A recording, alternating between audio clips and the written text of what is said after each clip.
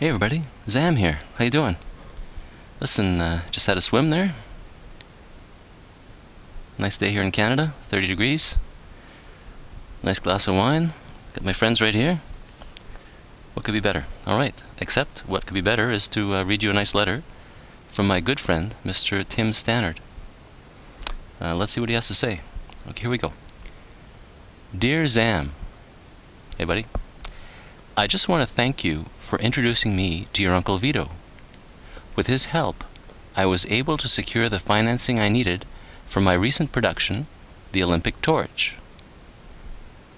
Although I missed the actual torch run by a couple of days, your uncle's $50,000 went a long way toward recreating this historic event in its entirety.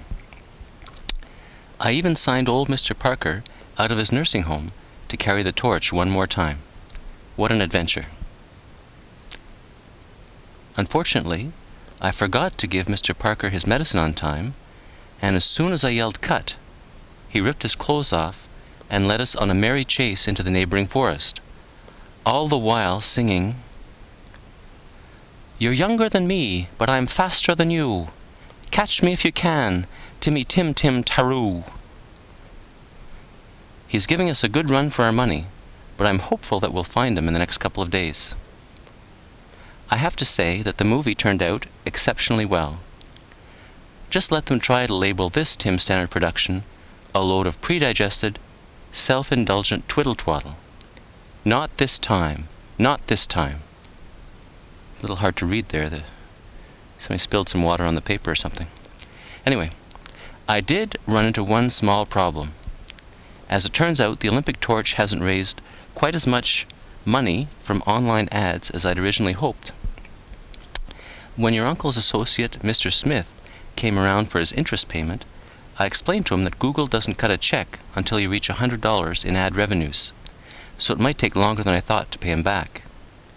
Mr. Smith was very understanding and said that I probably shouldn't bother buying any suits with 2 pairs of pants or any long play records. Excellent money-saving tips from my new friend, Mr. Smith. Mr. Smith also introduced me to his Hungarian friends, Rick and Bob. We all joked and laughed about how ironic it was that Rick and Bob had such common English names and yet couldn't speak the language. Come to think of it, I did most of the joking and laughing, but as you know, I'm very good at imitations, and I had a lot of fun doing, "Hello, my name is Rick, and this is Bob," over and over again. Bob asked Mr. Smith what ironic means. He said that irony is when you manage to pay off all your debts on time, but then you accidentally trip and fall into a wood chipper. I guess I didn't catch his drift, but Bob seemed to get it. Ooh, let's just see what we have on the second page here. I wish you were here to share all the excitement with me. Give my regards to your uncle, as I don't have his email address. Your friend Tim. P.S. I want to thank you for delaying the release of your new movie, Film Noir 2.0. I've seen the early rushes you posted, and it's obviously going to blow the rest of us out of the water once again. Oh, nice of you to say that, buddy.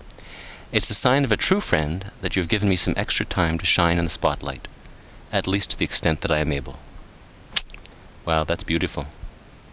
Oh, wait. I got a call here. Oh, speak of the devil. It's Tim. Hey, Tim, how's it go? Wow, you sound really excited there. How's it? Listen, you sound like you're in the trunk of a car or something. Oh, wait. Oh, no, you people call it a boot. That's right. Isn't that interesting how you want me to make a phone call for you? Okay. What's the number? Let me write it down here. Okay. Go ahead. 9 9 9. Hello? Hello? Sounds like I lost him. Oh well, too bad. I would have got the rest of that number for him and helped him out with his call. Anyway, Tim, if you can hear me, just try to call back. Okay? Excellent. Talk to you soon, buddy. Oh, and in case yous people didn't catch my nephew's drift, about the little wet spot on the paper. Let's say you've been making movies for a long time because you loves it. And the problem is, none of those movies is any good. And your friends keep telling you, hey Tim, listen, you're wasting your time making these movies, and more importantly, wasting our time watching them. So naturally you would feel bad.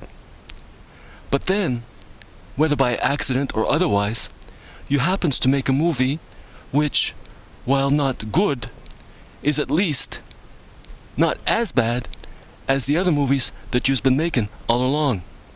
Then it could be that you would be having a tear of joy, and if you just happened to be reading back your letter at that time, perhaps, well, if you catch my drift, perhaps the paper would become stained. Wieder